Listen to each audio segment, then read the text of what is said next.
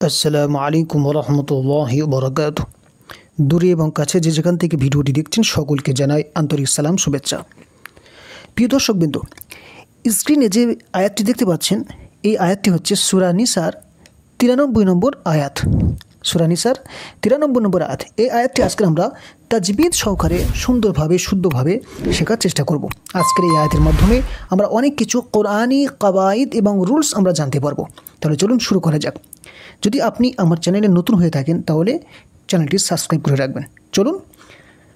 আউযু বিল্লাহি মিনাশ শাইতানির রাজীম। বিসমিল্লাহির রহমানির রহিম। ومن يقتل مؤمنا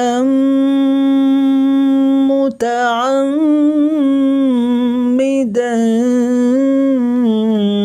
فجزاؤه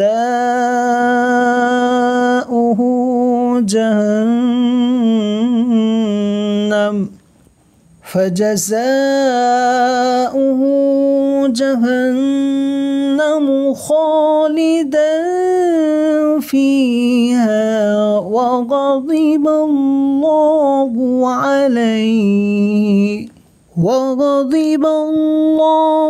عليه ولعنه وأعد له عذابا عظيما।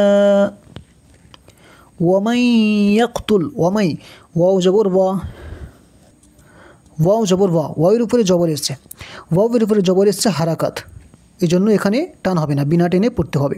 মনে রাখবেন জাবর জের পেশ যে সিঙ্গেল অক্ষরের উপরে যে আসবে সেই অক্ষর বিনা টেনে পড়তে হবে। তাহলে ওয়াওয়ের উপরে জবর এসে কী হবে?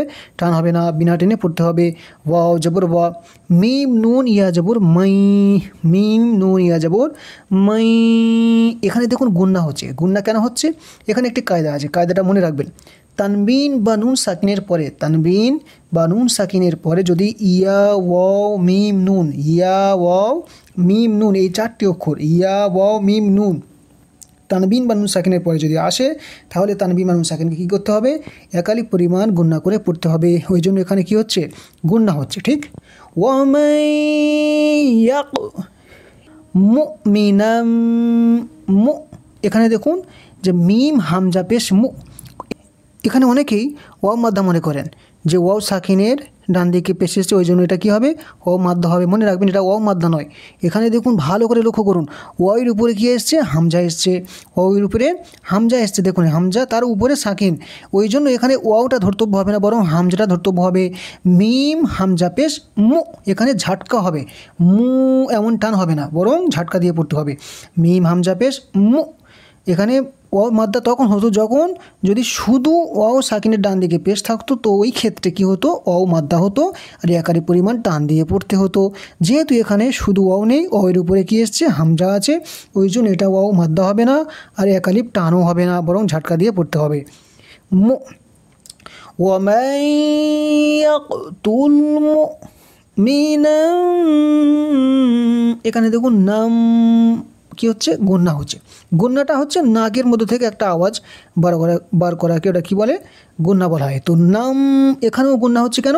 এই জন্য একটু আগে যে কায়দাটা আমি বললাম, ভালো করে কায়দাটা মনে রাখবেন, মুখস্থ রাখবেন যে তানবিন বা নুন সাকিনের পরে চারটি অক্ষর ইয়া ওয়াও মিম নুন, ইয়া ওয়াও মিম নুন, এই চারটির মধ্যে কোনো একটি যদি আসে কী হবে?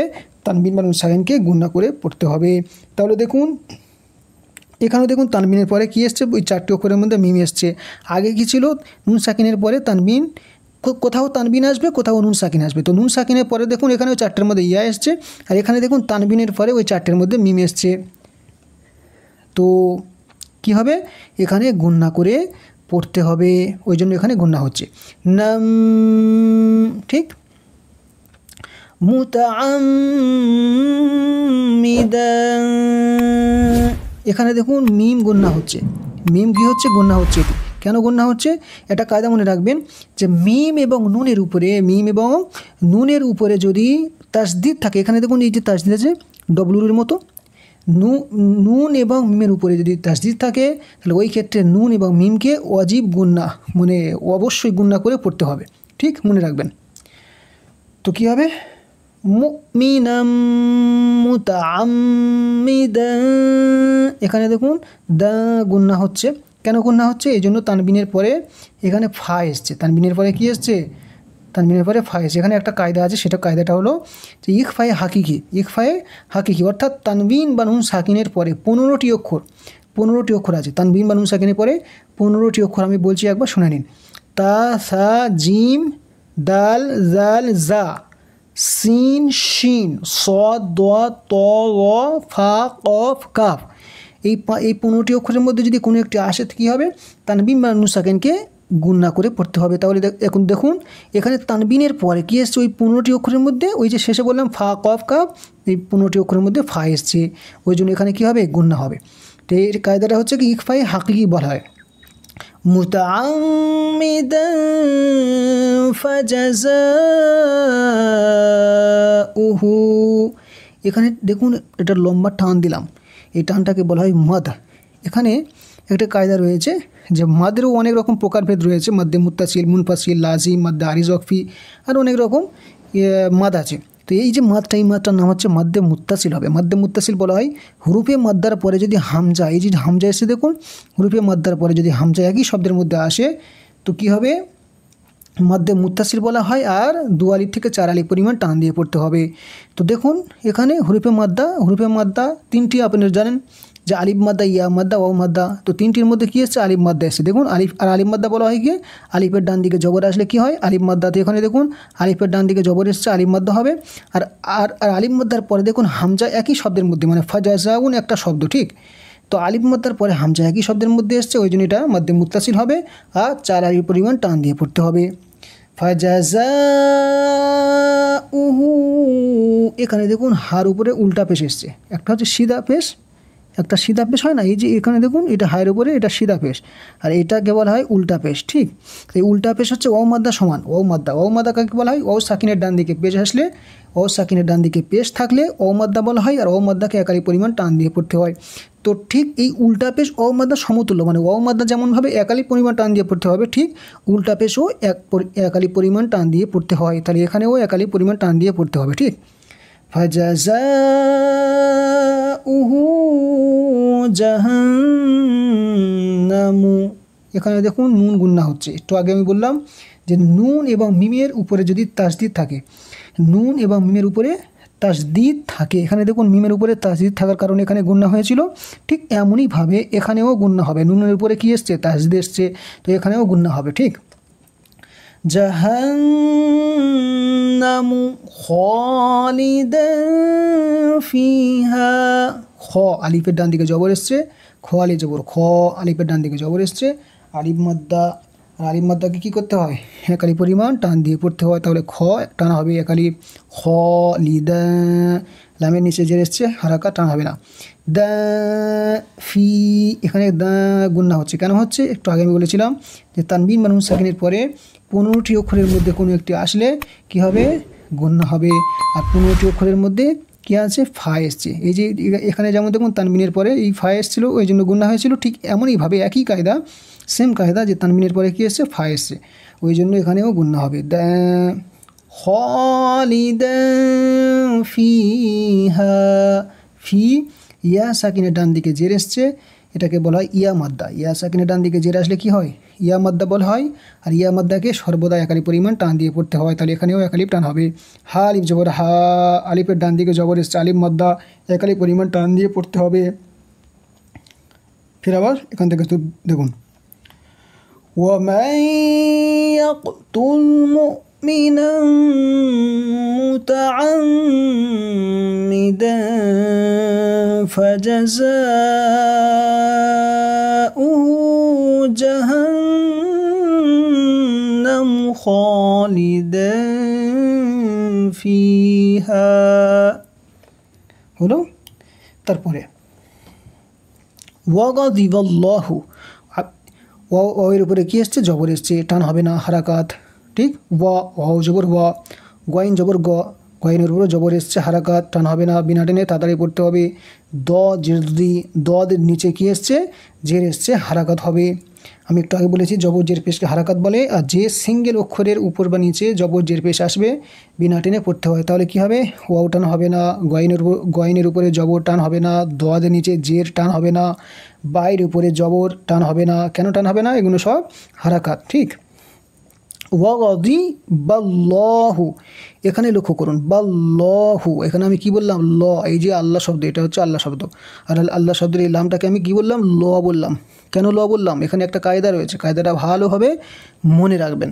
আল্লাহ শব্দের আগের অক্ষরের উপরে যদি, আল্লাহ শব্দের আগের অক্ষরের উপরে যদি জবর এবং পেশ থাকে, তাহলে আল্লাহ শব্দের লামটাকে কি পড়তে হবে, ল পড়তে হবে, ল, ঠিক। এবার দেখুন আল্লাহ শব্দের আগে বা এসছে, বাইরের উপরে কি এসছে, জবর আছে, ওই জন্য কী হচ্ছে, ল হচ্ছে। আবার যদি বাইরের উপরে পেশ থাকতো তো ওই ক্ষেত্রেও ল হতো। আর জের যদি হতো, মানে আল্লাহ শব্দের আগের অক্ষরের নিচে যদি জের থাকে ওই ক্ষেত্রে লা হবে, লা, এটা মনে রাখবেন। ওয়াগদিবাল্লাহু আলাইহি, আইন জবর আ, হারাকাত টান হবে না, লামিয়া জবর লাই, এটা হচ্ছে ইয়ালিন। ইয়া সাকিনের ডান দিকে জবর আসলে কি হয়, ইয়ালিন হয়। ইয়া সাকিনের ডান দিকে জবর আসলে ইয়ালিন হয়। ইয়ালিনকে নরম আওয়াজে তাড়াতাড়ি পড়তে হয়, মানে টান হবে না, একটুও টান হবে না, মানে আলাই লাই এমনটা হবে না, বরং আলাইহি, হাজের হি, হায় নিচে জের, হারাকাত টান হবে না। তাহলে কি হবে, এই তিনটে সব টান হবে না। আলাইহি, ওয়াগদিবাল্লাহু আলাইহি ওয়ালাআনাহু, ওয়াও জবর ওয়া, হারাকাত টান হবে না, লামের উপর জবর, হারাকাত টান হবে না, আইন জবর আ, হারাকাত টান হবে না, নুন জবর না, হারাকাত টান হবে না, তাহলে এগুলো সব টান হবে না। ওয়ালাআনা হু, হা উল্টা পেশ, হু উল্টা পেশ কি হয়, ও মাদ্দা সমান, এই যে আগে বলেছি উল্টা পেশ ও মাদ্দা সমান হয়, আর একারি পরিমাণ টান দিয়ে পড়তে হয়, তাহলে কি হবে, ওয়ালাআনাহু ওয়া আদ্দালাহু, ওয়া টান হবে না, আ টান হবে না, ওয়ের উপর জবর হারাকাত টান হবে না, আলিফের উপর জবর হারাকাত টান হবে না, আইনের উপর জবর হারাকাত টান হবে না, দালের উপর জবর হারাকাত টান হবে না, লামের উপরে জবর হারাকাত টান হবে না, হা উল্টা পেশ হু, উল্টা পেশ ও মধ্যে সমতুল্য একারি পরিমাণ টান দিয়ে পড়তে হয়। وأعد له عذابا عظيما, আযাবান, আইনের উপর জবর হারাকাত টান হবে না, বিনা টেনে তাড়াতাড়ি পড়তে হবে। যা, আলিফের ডান দিকে জবর, আলিফ মাদ্দা একালি পরিমাণ টান দিয়ে পড়তে হয়। আলিফ মাদ্দা, আলিফের ডান দিকে জবর থাকলে আলিফ মাদ্দা বলা হয়, আর আলিফ মাদ্দাকে সর্বদা একালি পরিমাণ টান দিয়ে পড়তে হয়। তাহলে আযাবান, বান, এখানে বান গুণনা হচ্ছে না, বা তানবিনের পরে কি এসছে, আইন, তানবিনের পরে আইন, এখানে তানবিনের পরে ফা ছিল, একালিফ গুণনা হয়েছিল, কেন হয়েছিল, ওটা আলাদা কায়দা, ইকফাই হাকিকি। আর এখানে তানবিনের পরে আইন এসছে, এখানে টান হচ্ছে, গুণনা হচ্ছে না, কেন হচ্ছে না, এই জন্য এখানে কায়দা আলাদা। এখানে কায়দা হচ্ছে যে এটা হচ্ছে ইজহারের কায়দা, যে তানবিন বা নুন সাকিনের পরে যদি 6টি অক্ষর হামজা হা আইন হা গইন খ, হামজা হা আইন হা গইন খ, এই 6টির মধ্যে যদি কোনো একটি আসে তানবিন বা নুন সাকিনের পরে, তাহলে কী হবে, তানবিন বা নুন সাকিনকে বিনা গুণনায় পড়তে হবে। তো এখানে তানবিনের পরে কী এসছে, ওই 6টির অক্ষরের মধ্যে আইন এসছে, ওই জন্য এখানে গুণনা হবে না। আযাবান আযীমা, আইনের উপর জবর হারাকাত টান হবে না। জি, ইয়া সাকিনের ডান দিকে জের, ইয়া মাদ্দা, ইয়া সাকিনের ডান দিকে জের হলে কি হয়, ইয়া মাদ্দা হয়, আর ইয়া মাদ্দা সর্বদা একালি পরিমাণ টান দিয়ে পড়তে হয়। আযাবান আযীমা, এখানে মান, এখানে অনেকেই মান বলে অফ করে বা দাঁড়ায় বা পড়াটাকে স্টপ করে, এই যে মান বলে দাঁড়িয়ে গেলে ভুল হবে, ঠিক। দাঁড়াতে যদি চায় তাহলে মান বলে দাঁড়ালে হবে না, বরং যেহেতু দুজবর এসছে, দুজবরের মধ্যে এক জবর বাদ দিয়ে আলিফ মাদ্দা হয়ে যাবে, আর আলিফ মাদ্দাকে একালি পরিমাণ টান দিয়ে পড়তে হয়, সুতরাং এখানে কি হবে, একালি পরিমাণ টান দিয়ে দাঁড়াতে হবে। মানে এটা মাথায় রাখতে হবে, যে শব্দে আমি পড়াটা স্টপ করতে চাইবো, তো সেই শব্দের শেষের অক্ষরটাকে ফলো করতে হবে। সেই শেষের অক্ষরটা যদি দুজবর থাকে তাহলে এক জবর বাদ দিয়ে এক জবরকে আলিফ মাদ্দাতে পরিণত করে একালি পরিমাণ টান দিয়ে পড়তে হবে, ঠিক। তো এখানে যদি দুজবর এসছে তো এক জবর বাদ দিয়ে আলিফ মাদ্দা করে একালি পরিমাণ টান দিয়ে পড়তে হবে। তো কেমনভাবে পড়বেন, وأعد له عذابا عظيما। তো এই ছিল আজকের মতো, আশা রাখি বুঝতে পেরেছেন। যদি বুঝতে কোথাও অসুবিধা হয় কমেন্ট সেকশনে জানাবেন। ভালো থাকবেন। আসসালামু আলাইকুম ওয়া রাহমাতুল্লাহি ওয়া বারাকাতুহু।